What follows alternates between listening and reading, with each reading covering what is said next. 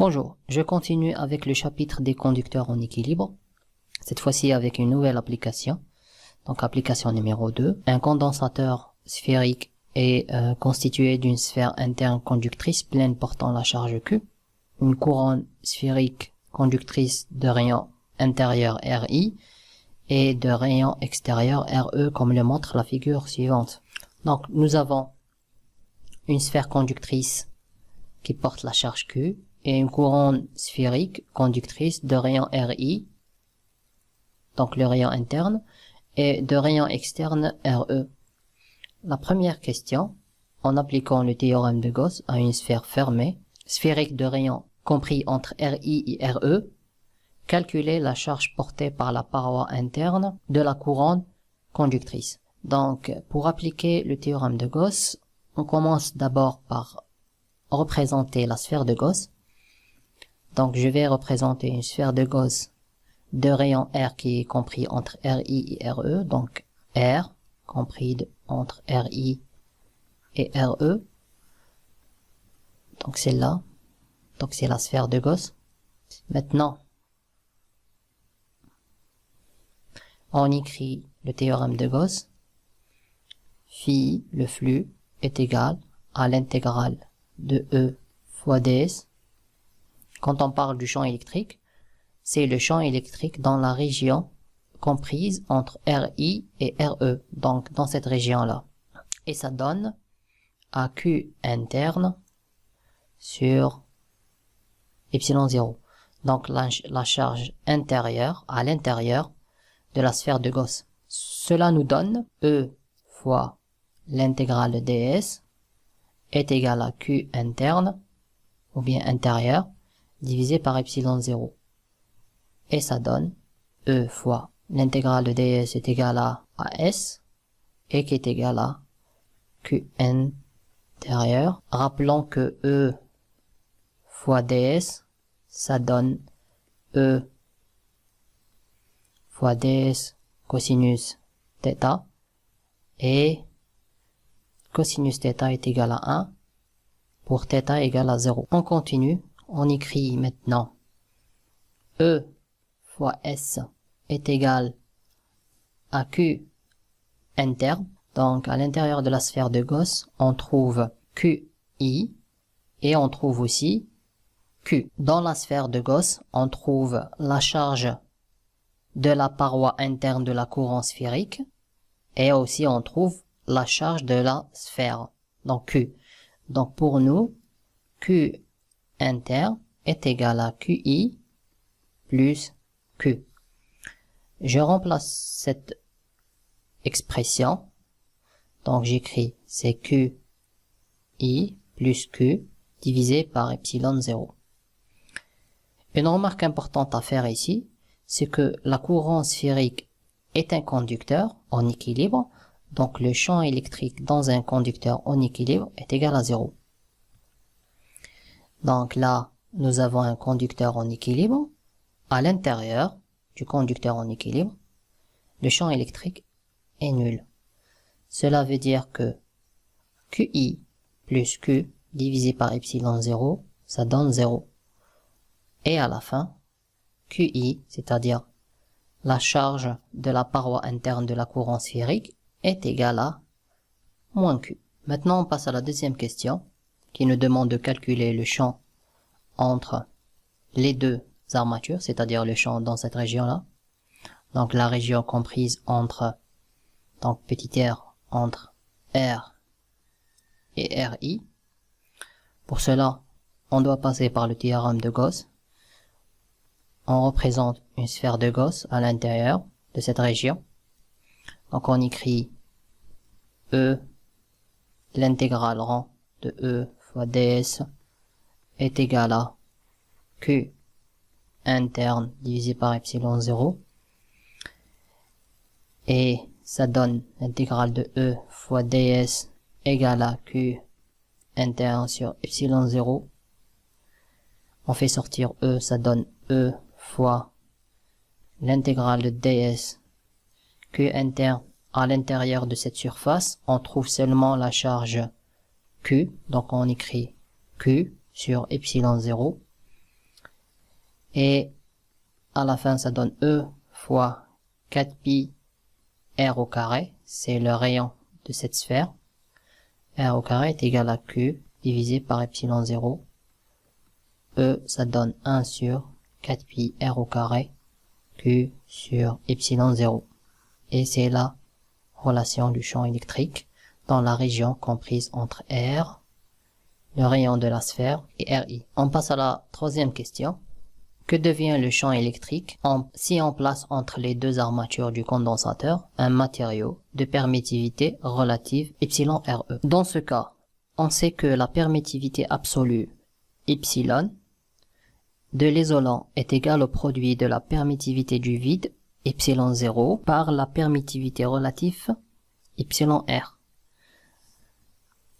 Donc, epsilon, c'est la permittivité absolue de l'isolant.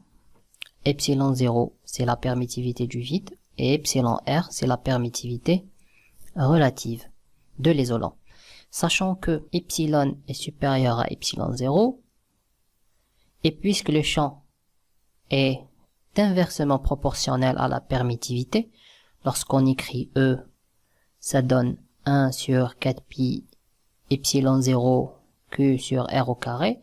Donc plus R plus epsilon augmente, R diminue. C'est pour ça on dit que il est inversement proportionnel à la permittivité. Donc lorsqu'on remplace epsilon 0 par epsilon, qui est la permittivité absolue de l'isolant, ça donne E est égal à 1 sur 4pi epsilon Q sur R au carré, et qui est égal à 1 sur 4pi epsilon 0 fois epsilon R multiplié par Q divisé par au carré. Cela veut dire que le résultat est la diminution de l'intensité du champ électrique. À la fin, on aura E', c'est-à-dire ce champ-là, E' est inférieur à E. Donc, lorsque on rajoute un matériau de permittivité relative epsilon R entre les armatures du condensateur, l'intensité du champ électrique diminue. Maintenant, on passe à la question numéro 4. On déduire le potentiel entre les deux armatures. Donc, il y a la relation qui relie le potentiel au champ électrique. Donc, on écrit dV' est égal à moins E' qu'on avait calculé fois dr. Je prends l'intégrale des deux côtés. Ça me donne l'intégrale de dV' égale à moins l'intégrale de E' fois dr. Je fais l'intégration et j'aurai la relation suivante. Q sur 4pi epsilon 0, 1 sur R plus K. Alors rappelons que l'expression de E', c'était Q sur 4pi epsilon 0 fois epsilon R 1 sur R au carré. Et bien lorsqu'on fait une intégrale, on tombe sur moins 1 sur R qui va de R est égal à R jusqu'à l'infini. Lorsque R tend vers l'infini et petit r tend vers l'infini, on aura le potentiel qui est égal à 0. Donc K, ça me donne 0. J'écris V', ça donne Q sur 4pi epsilon 0, 1 sur R. C'est la relation du potentiel. Je passe à la question numéro 5. On nous demande de calculer la capacité de ce condensateur. On calcule d'abord la différence du potentiel entre les armatures. Donc nous avons deux armatures, de potentiel entre les armatures, puis on en déduit la capacité. Donc on écrit U qui est égal à V moins VI. Alors V c'est quoi? Et c'est quoi VI? V c'est le potentiel porté par cette sphère. Donc c'est V. Et VI c'est le potentiel porté par la face interne de la couronne. Donc on écrit VU, c'est V moins VI. U ça donne, alors V est égal, et VI, on écrit les deux relations pour les deux potentiels. Ça donne Q sur 4pi epsilon 0 epsilon R multiplié par 1 sur, on n'écrit pas un petit r, mais on écrit grand R. Donc en réalité, on utilise cette relation pour avoir les deux potentiels. Lorsque R est égal à R, donc c'est le potentiel de la sphère intérieure. Lorsque R est égal à RI, on dit que c'est le potentiel porté par la face interne de la couronne. Donc on écrit Q sur 4pi epsilon 0 epsilon R, 1 sur RI. On fait la différence entre les deux, donc on fait une soustraction.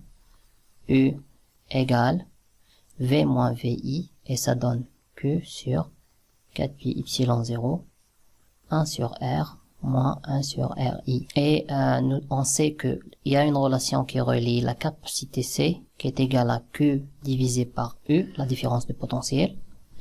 Et là, on tire C, qui est égal à 4pi epsilon 0, R fois RI, divisé par RI moins R.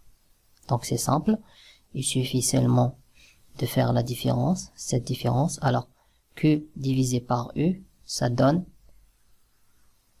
en réalité ça c'est C, c'est la capacité. Donc U c'est Q sur C, et C c'est Q sur U. Et ça donne la relation de C. Maintenant on termine avec la question numéro 6. Retrouver l'expression de la capacité d'un conducteur en considérant RI très voisin, donc RI est égal à R plus D. C'est-à-dire, on avait écrit C est égal à 4pi epsilon 0 R fois RI divisé par RI moins R. Cette fois-ci, on va remplacer RI par R plus D. Donc on écrit RI, R fois RI est égal à quoi? Est égal à RI fois RI plus D. Cela veut dire que nous avons RI au carré, 1 plus D sur RI. J'ai fait sortir comme facteur commun RI, et cela très proche de RI au carré, cette expression, parce que on a dit que D est nettement inférieur par rapport à RI, c'est-à-dire ce rapport tend vers 0. Donc, on sait que S, ou bien la surface, est égale à 4pi RI au carré, et aussi D est égal à RI moins R. Donc, on remplace ces deux expressions dans l'expression de la capacité. Donc, RI moins R, ça devient un D. 4pi RI au carré, donc lorsque D tend vers 0, là, on peut dire que R est pratiquement RI, donc on écrit 4pi RI au carré, donc ça donne S, et à la fin, on écrit C est égal à epsilon 0, S divisé par D. Telle est la capacité des condensateurs plans. Et merci pour votre attention.